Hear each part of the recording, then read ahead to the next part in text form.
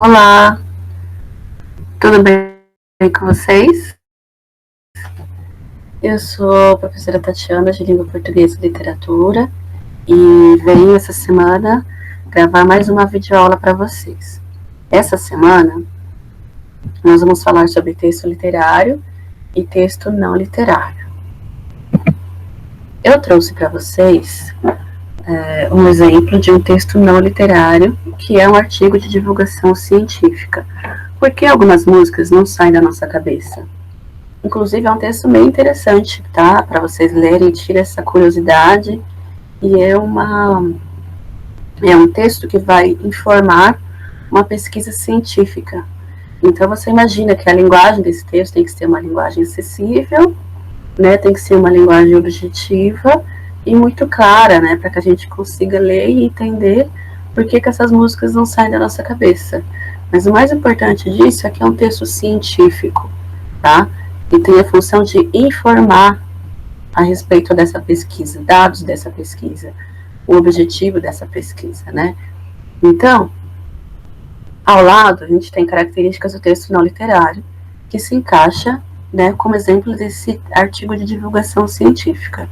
Então, ele tem que retratar a realidade de forma fiel, ou seja, não dá para você acrescentar nenhum elemento que não faça parte da pesquisa que comprovou porque as músicas não saem da nossa cabeça. O texto não literário tem como função ser informativo, tá?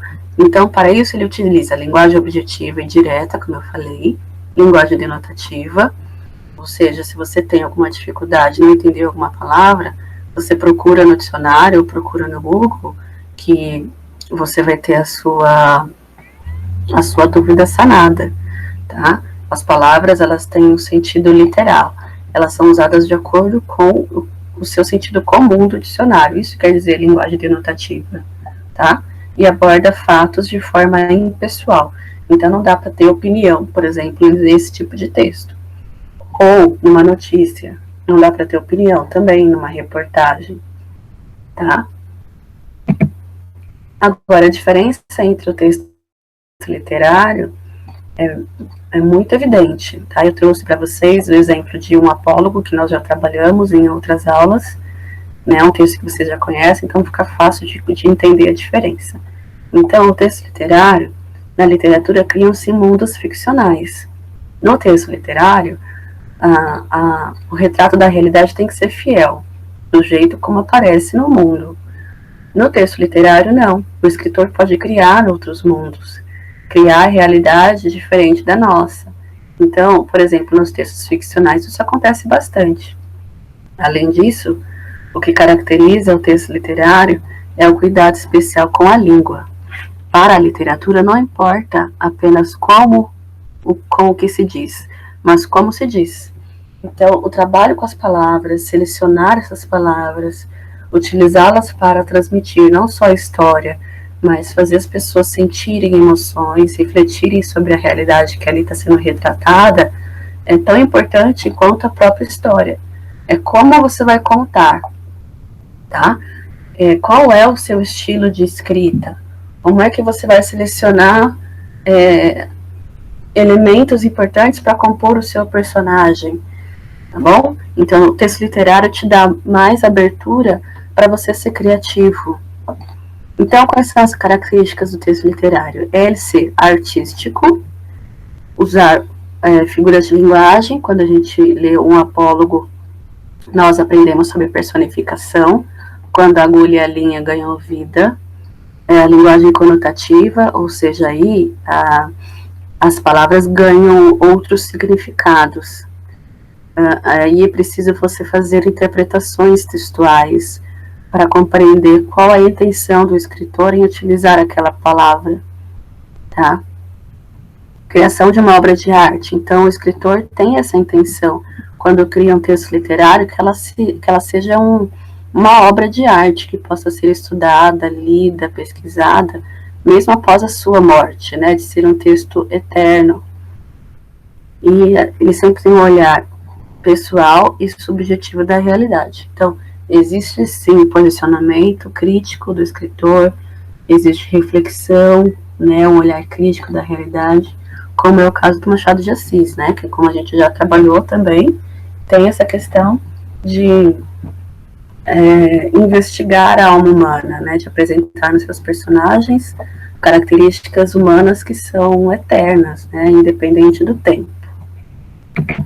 Então, para você entender melhor, eu trouxe esse slide aqui com as explicações de texto literário e texto não literário, tá? Vou começar lá em cima. O que é? Um texto literário é uma construção textual de acordo com as normas da literatura, com objetivos e características próprias, como a linguagem elaborada de forma a causar emoções no leitor. Cada leitor tem uma visão de mundo, então não são os mesmos sentimentos que vão ser despertados em todo mundo, né? De acordo com a nossa visão, tem pessoas mais sensíveis, tem pessoas menos sensíveis, tem pessoas que são mais abertas para esse tipo de texto e outras não, tem pessoas que compreendem melhor um texto literário e outras não. Então tudo depende do leitor, né? De como essa história vai chegar a ele. Então, por exemplo, peças teatrais, romances, crônicas, contos, fábulas, poema e etc. são exemplos de texto literário. Uma das características distintas dos textos literários é a sua função poética, onde é possível constatar ritmo e musicalidade, organização específica das palavras e um elevado nível de criatividade. E o texto não literário? A grande diferença entre os textos literários e não literários consiste na sua função ou objetivo. O texto não literário tem como objetivo informar, esclarecer, explicar, ou seja, pretende ser útil ao leitor. O texto não literário é frequentemente visto como um texto informativo, construído de forma específica, com linguagem clara e objetiva. Alguns exemplos são artigos científicos, como o que eu apresentei para vocês no início da aula, notícias ou textos didáticos.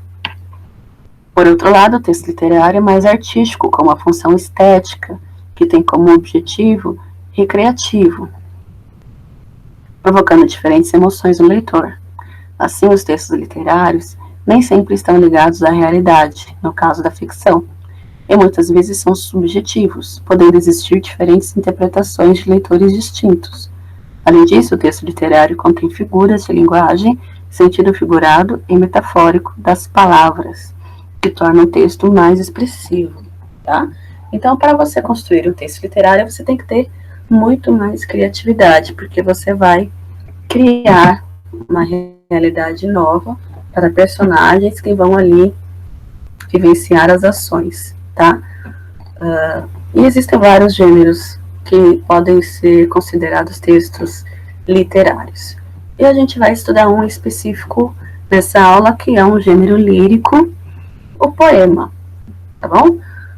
Bom, o gênero lírico compreende textos em que o eu lírico expõe sentimentos e emoções. Aí vem a primeira pergunta: o que é eu lírico? E eu sempre costumo explicar eu lírico pensando na comparação com o texto narrativo, que a gente também já fez uma revisão.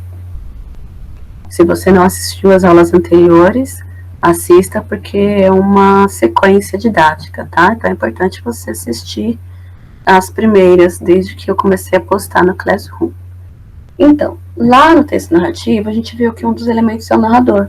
Ele conta toda a história, ele conta o enredo, né? Quando a gente está lendo um poema, a gente também tem um elemento que vai contar, não só contar a história, mas ele vai expor seus sentimentos e emoções. Então, no caso do poema, é aquele que conta seus sentimentos, emoções e a história, chama-se eu lírico, tá bom? O eu poético é uma outra forma de chamar o eu lírico. O eu lírico e o poético são sinônimos. Encontra-se em sua realidade interior, nos seus pensamentos, nos seus sentimentos, e procura expressá-los em versos na forma de poema. Descrições e narrações, quando ocorrem nesse gênero, funcionam como um pretexto para o lírico falar de si mesmo. Então ele sempre vai narrar algo de si mesmo. Pode até parecer às vezes um texto que está contando uma história de outra pessoa, mas ele está envolvido nessa história também. Ele tem sentimentos, ele tem emoções que os ligam a outra pessoa, tá? Então, Vamos dar uma revisão sobre o poema. Como ele é constituído? Qual é a sua estrutura? Bom, primeiro, no texto em verso, as linhas não ocupam necessariamente toda a largura da página, de margem a margem. Então, os versos têm uma extensão menor, né? Geralmente ele ocorre ali, a gente organiza o poema no meio da folha, né? Então, não existem parágrafos, não existem linhas dos parágrafos, existem versos e estrofes. Então, a configuração de poema é diferente. Por isso que quando a gente copia um poema, a gente tem que prestar muita atenção e copiar exatamente a forma como o poeta, como o eu lírico, expõe seus sentimentos. Tá? Não dá para copiar 2 versos numa única linha, por exemplo. Aí você vai estar desconstruindo a estrutura do poema. O bloco formado por um conjunto de versos não é o parágrafo, e sim a estrofe. O verso possui propriedades especiais que dificilmente são encontradas na prosa. O que é prosa? São textos que têm parágrafos, tá? Como a notícia, como a carta, como a fábula, eles são construídos em parágrafos. O verso é construído em versos e estrofes, e a prosa é construída em parágrafos. Exemplos de propriedades especiais do verso: métrica, ritmo e rima. Exemplos de textos em verso: poema, letras de canções, hinos, parlendas. As parlendas são músicas infantis, cantigas infantis. Tá? Então, objetivamente, o poema ele tem que ser formado por verso, por estrofes. Um poema, os poemas geralmente têm métrica, ritmo e rima. As rimas não são obrigatórias, tá? Para você ter ideia, existem diversas formas para criar um poema, não necessariamente daquela estrutura mais tradicional. Nós temos um ramo do poema chamado de poesia visual, onde a gente tem a composição do poema que remete à construção visual. Tá? Então a gente tem uma letra, uma nota musical, uma xícara, o desenho de um caracol, de uma pessoa, tá? E essa estrutura, a forma como esse poema se apresenta visualmente, tem muito a ver com o contexto desse poema. Eu não sei se vocês vão conseguir ler esses mais miudinhos, mas se você parar um slide para ler, você vai perceber que a forma como ele se apresenta visualmente tem a ver com o seu conteúdo, tá? Então, a poesia, o poema, ele não precisa ser necessariamente construído daquela forma tradicional, entre versos, estrofes, ter rima, mas ele pode adquirir novas possibilidades de construção, como é a poesia visual, que é muito interessante. É muito bonito de ver a criatividade desses poetas, né, desses escritores, de formar formas com as palavras e expressar, né, os seus sentimentos. Bom, eu trouxe para vocês um poema tradicional, tá? A gente tem aí algumas estrofes, versos, a gente vai perceber com a minha declamação. Eu quero que vocês percebam o ritmo dessa poesia, as rimas, se elas existem ou não, para a gente entender como é que vai ficar a musicalidade, como é que vai ficar a melodia de quando a gente declama, tá? Um poema. Esse poema é de um escritor chamado Castro Alves.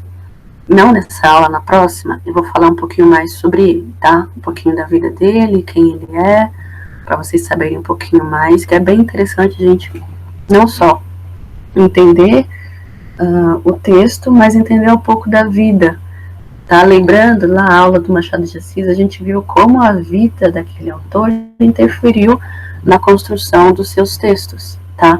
E a mesma coisa acontece com Castro Alves. Então, o poema que eu vou declamar para vocês é A Canção do Africano.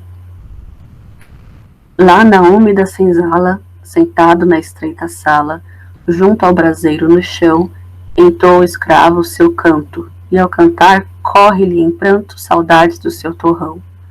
De um lado uma negra escrava, os olhos no filho crava, que tem no colo a embalar. E a meia voz lá responde ao canto e o filhinho esconde, talvez para não o escutar. Minha terra é lá bem longe, das bandas de onde o sol vem. Essa terra é mais bonita, mas a outra eu quero bem. O sol faz lá tudo em fogo, faz em brasa toda a areia. Ninguém sabe como é belo, ver de tarde a papaceia. Aquelas terras tão grandes, tão compridas como o mar, com suas poucas palmeiras, dão vontade de pensar. Lá todos vivem felizes, todos dançam no terreiro.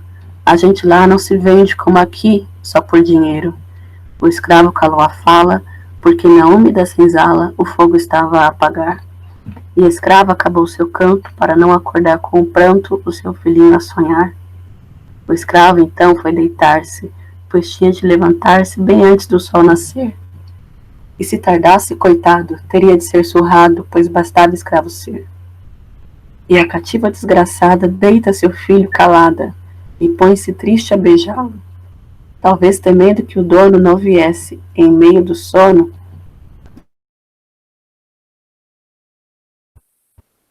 É um poema que tem uma intenção muito clara de denunciar as péssimas condições impostas aos escravos no Brasil, tá? Mas ele faz isso de uma forma muito sensível, né? Primeira estrofe. Vamos analisar o poema, tá?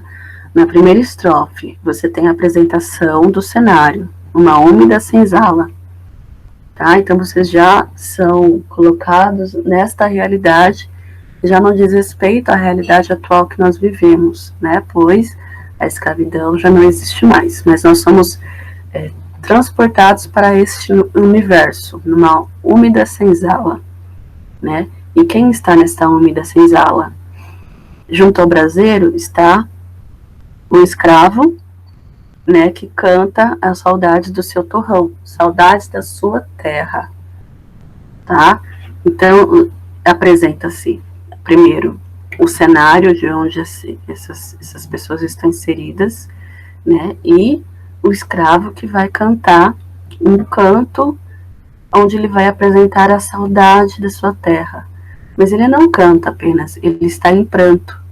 Ele chora ao lembrar da terra que lhe foi tirada, da terra que lhe foram roubada quando ele foi trazido para o Brasil à força.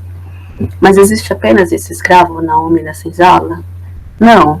Existe também uma negra, tá? Que está cuidando do seu filho, provavelmente um bebê de colo, e que está presenciando esse canto do escravo, né? Junto ao seu filho, ela presencia o canto que esse escravo vai começar a entoar, pensando e lembrando da sua terra natal.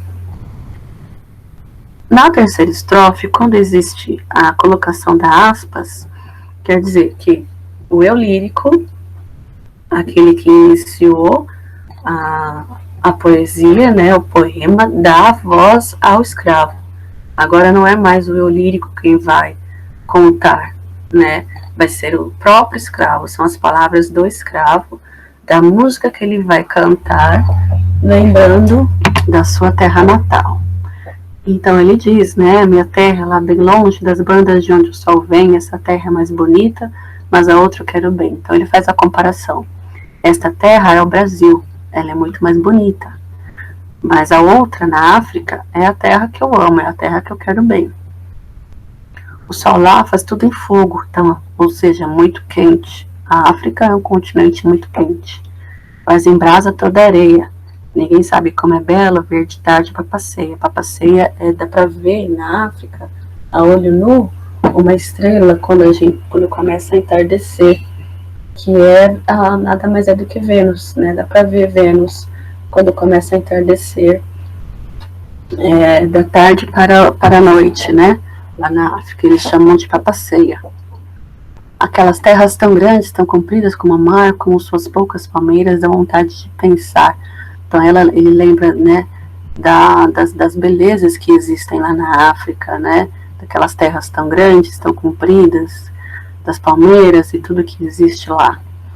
Lá todos vivem felizes, aqui é uma estrofe muito importante.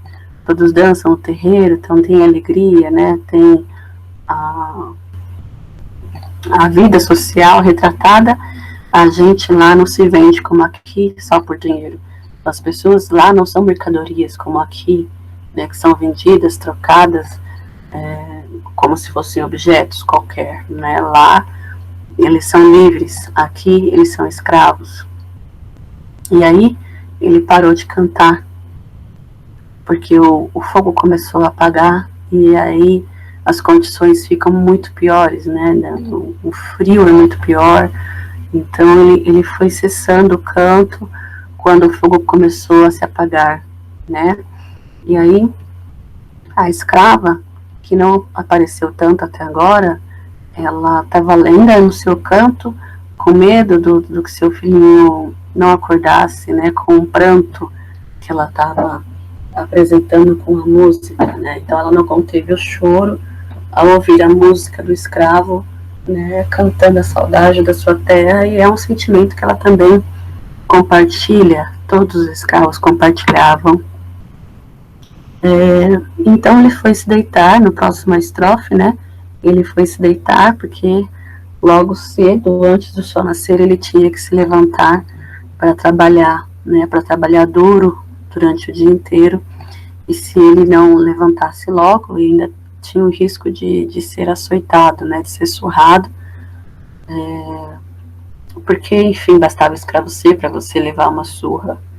Né? Mesmo que você se empenhasse o dia inteiro no trabalho, na lavoura, basta escravo ser para você levar uma surra. Então, faziam de tudo para se manter bem, saudáveis, para tentar se manter bem e tentar, de alguma forma, conquistar a liberdade, né? E aí, na última estrofe, ele fala a respeito da escrava, né? Que ele chama cativa desgraçada. Ela deita o seu filho no final, deita o seu filho, coloca ele a beijá-lo, coloca ele para dormir e fica muito preocupada, porque era muito comum, né, na escravidão os bebês, né, que já nascem escravos serem tirados das suas mães muito novinhos para serem vendidos para outros fazendeiros, né, ou para outros donos. Então ela tinha esse medo, né? Ela deixa bem claro esse medo de que o dono viesse no meio do sono arrancar o seu filho dos seus braços. Então esse pranto também faz referência a esse medo, né? Do seu bebê, do seu filho ser levado em meio a um sono, em meio a um cochilo, aí quando ela acorda não vê mais o seu filho ao seu lado, né? Então a canção do africano retrata essa constante ameaça de vida dos africanos trazidos para o Brasil como escravo, né, da eterna saudade que eles sentem da terra natal, né, da intensa violência, que pode ser tanto física quanto psicológica, quando a gente pensa no medo dessa mãe de perder seu filho, e dessa resistência, né? Na verdade, essa resistência em tentar permanecer o mínimo possível bem para continuar e persistir com a luta pela liberdade, tá? Então é isso. Então você vê que durante a declamação a gente percebe uma melodia, um ritmo, uma musicalidade do poema, muito pelas diversas rimas que acontecem no final, né? Nas últimas palavras do poema, a gente consegue ver as diversas rimas ali apresentadas e que são muito bem usadas para construir essa melodia e esse ritmo. Mais para frente a gente vai lembrar, né, de como é feita a métrica, de como a gente identifica a rima, tá? Nessa aula é só para eu apresentar o poema para vocês.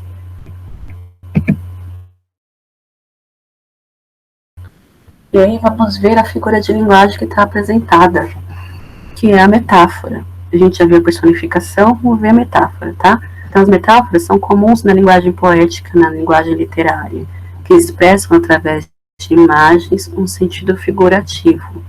Metáforas como Ana é uma flor ou o dia foi um saco são bastante comuns na língua portuguesa, mas normalmente não são percebidos como figura de linguagem.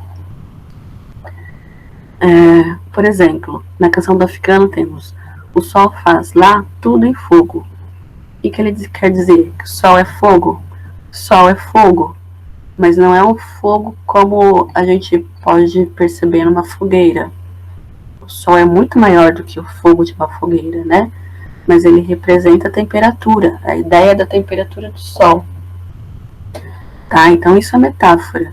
É uma comparação maior, muito maior. É como se o sol realmente representasse o fogo. Ele representa o fogo. É como diz Ana é uma flor, é diferente de eu dizer que Ana é como uma flor. Você só está fazendo uma comparação. Mas se eu digo que Ana é uma flor, subentende-se que Ana é delicada, que Ana é bonita, que Ana tem uma beleza singular, né? Que são essas as características de uma flor.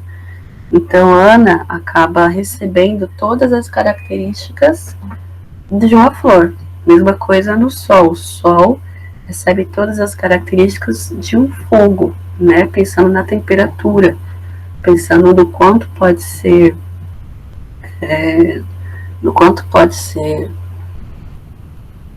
difícil conviver ou viver no lugar onde o sol é fogo o tempo inteiro e faz em brasa toda a areia, né? Aquela sensação de pisar na areia e sentir a areia quente, né? Queimando o seu pé quando você está na praia.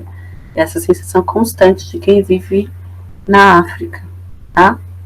Então, a metáfora, ela sempre vai ter esse sentido figurado, tá? Um ser recebe toda a característica do outro, como a Ana é uma flor, tá? Ou como o sol faz lá tudo em fogo, tá? Não é o fogo de incêndio, não é o fogo de destruição, mas é o fogo de temperatura, tá bom? Então, para essa aula, vamos trabalhar até aqui. Eu só vou passar os próximos slides para a gente finalizar a apresentação, mas eu quero finalizar na metáfora, tá? Eu quero finalizar na metáfora para depois a gente retomar e terminar essa aula, falar do Castro Alves e falar um pouco mais da construção do poema, tá? Então, eu já coloquei lá no Classroom que essa semana vai ser semana de entrega de atividades em atraso. Então, eu não vou postar nenhuma atividade referente a essa videoaula nesta semana. Eu vou postar só na próxima, tá? Então, não tem atividade, não tem nada para você responder, só para você assistir a videoaula e se preparar para a próxima semana, tá bom? A gente tem que focar essa semana para vocês responderem as atividades que estão em atraso, pensando que são muitas disciplinas, né? Pode ser que você tenha algumas atividades para fazer, então a gente está dando esse tempo extra para colocar tudo em dia, tá certo? Então é isso. Essa semana, então lembrando, vai ser só para você assistir a videoaula. Não tem atividade para essa semana, tá? A respeito dessa videoaula. É para você fazer todas as atividades que estão atrasadas, tá bom?